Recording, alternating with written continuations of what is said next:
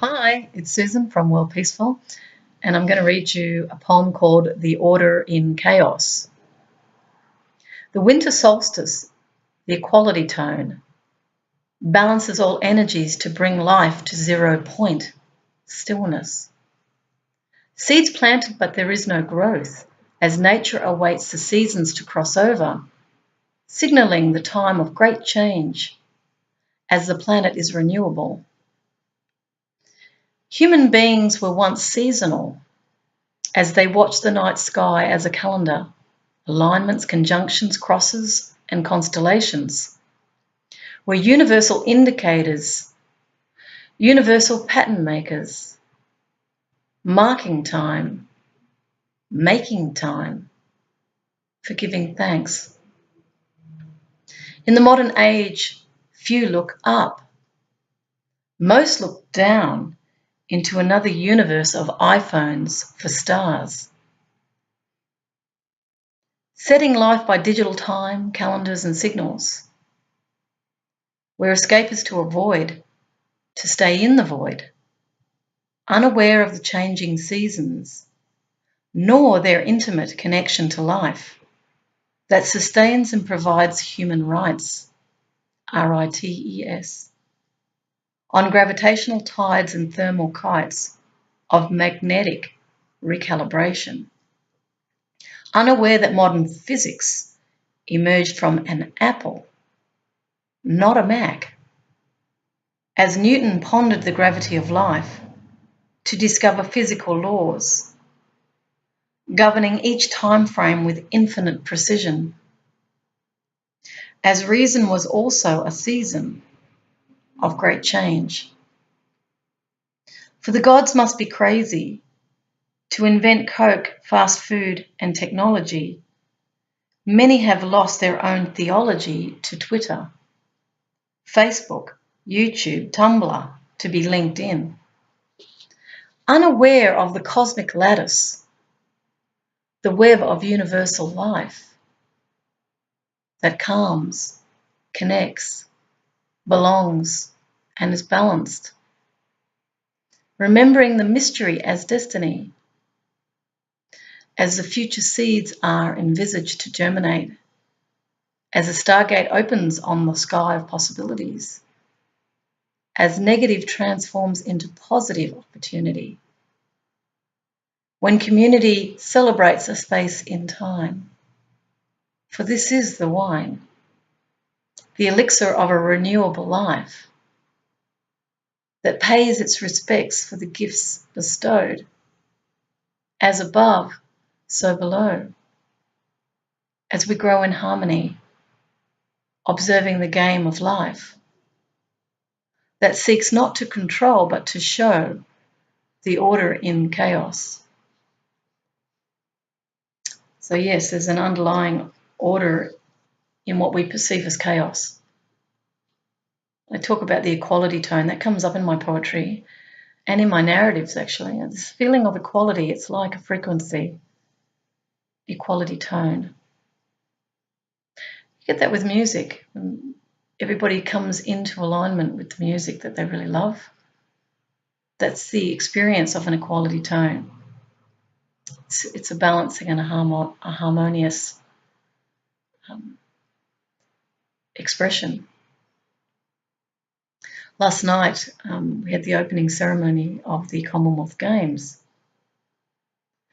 and that sort of was evoked by this poem where I talked about the game of life, also the word equality.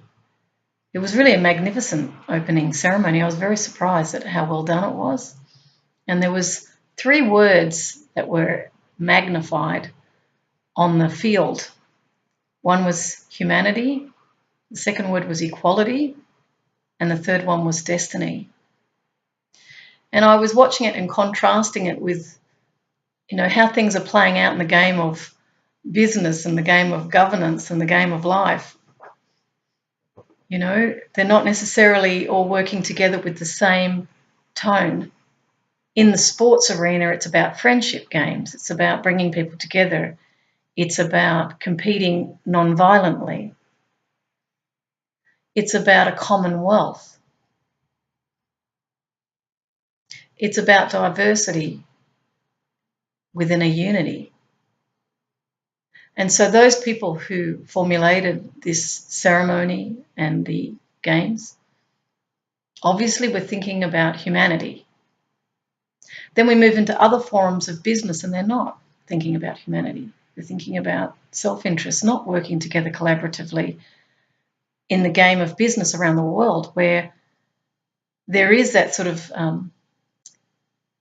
idea that rather than compete, what we call in economics comparative advantage would take place. In other words, in economics, it was stated that the country that can produce more efficiently a particular product or service, whatever it is, would be the one to do that. Another country might have competencies in other areas, they would produce that. But with globalization, because we've got organisations that straddle the world and that pretty much develop their componentry, let's say it's manufacturing, in a lot of different countries, the idea of comparative advantage becomes, less meaningful. Although still there are cultural competencies that do exist around the world. Some countries do things better than others. But essentially, what economics was trying to reflect there was an efficiency, because the idea behind it all was that the resources got allocated in a fair way. They got distributed through the pricing mechanism. That was the point of demand and supply, finding the optimal price so that it's fair and that it's responsive to the amount of demand, that's being generated through people wanting to purchase a product.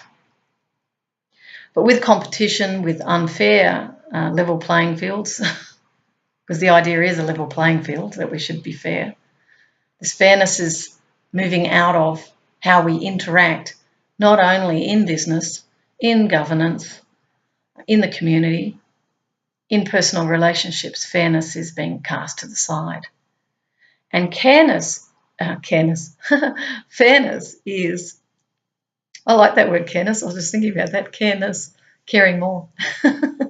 Fairness is that inherent justice that creates that sense of equality that was being reflected at the Commonwealth Games. And when we feel fair, we're actually exhibiting our own humanity and recognising the humanity of another. We're seeing ourselves in the other. What would I want? Well, I would want someone to be fair to me. That's why it's so important.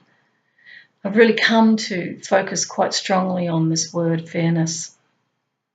And of course, fairness can be different for different people. Some people have not known fairness. They've always been in some way controlled in their lives. They've never ever been asked. So they don't actually expect any fairness. But when it does happen, it's, you really respect the person that's doing it. When you see that someone is actually rising above their own self-interest and doing an action out of real fairness, you can't help but feel enormous respect for that person. When people act out of integrity, this is the hope for humanity, I feel. And of course, this poem is really about, human beings remembering who they really are, not escaping, but actually connecting with the natural world. And in fact, at the Commonwealth Games, they talked about connecting. I talk about it a lot, and I do it a lot. I connect with people, and I care about the people that I connect with. I mean, I was just at a service station yesterday, and I just went up to a woman and started chatting with her. I was asking her opinion about things. And of course, most people don't do this. I know I'm a bit rare in that regard, but I'm not shy. I just go up to people and I'm curious, just ask, what do you think? And she was a bit younger than me. And she and I had ended up having this really long discussion. And she gave me her views. And I won't go into what she discussed, but let's just say that the issue of fairness came up where she had lost faith in what she thought was, authority figures who were supposed to be fair.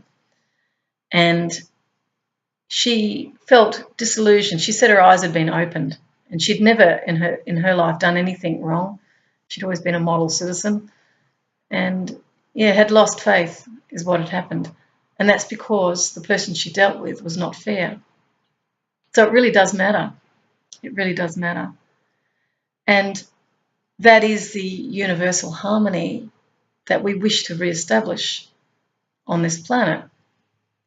This is what will ensure that people feel heard, because I think that's really the predominant cry in the world today, is that people are not feeling heard.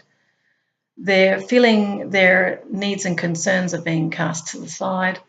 They don't feel they're able to find forums in which to express what they need to express. They're seeing, mantras that have been put out there as not being lived. So they're just catchphrases, and they're losing faith in those that they thought were in leadership. And this is a crisis, I think, for leaders around the world. I think there is a growing perception of chaos because the rules are being moved, the goalposts, if you like, if we put into a sporting analogy, are being moved. The coach isn't, or the umpire isn't neutral. So the game is not a level playing field anymore. That fairness has been lost. And that then means that others looking upon that go, I don't want to be part of that game. It's not actually in my interest. I'm not respected. I'm not safe. And this is how the dynamic changes. So these values that I often talk about in my videos, if not always, are really about re-establishing universal values as a form of creating harmony. And I believe this is the order in chaos. So I will leave you with that to contemplate. Thanks again for watching. May your happy destiny be unavoidable. And to finish with the Commonwealth Games, I saw it as an equation. Humanity plus equality equals destiny. I would love to see Australia return to its national anthem, where it shares its open plains, and that fairness is not just something we say as a national anthem, but we actually live it. I want to see Australia return to its friendship, its fair go, its fairness, helping one another. If people are refugees, give them a place to live, look after them, not treat people like criminals. We don't want to move into that control type energy. We want to move into the freedom of which we're famous, and we want to retain the friendliness of which is a fearless, nation state. That's what I would love to see. For me, that's the order in chaos. Take care. Bye.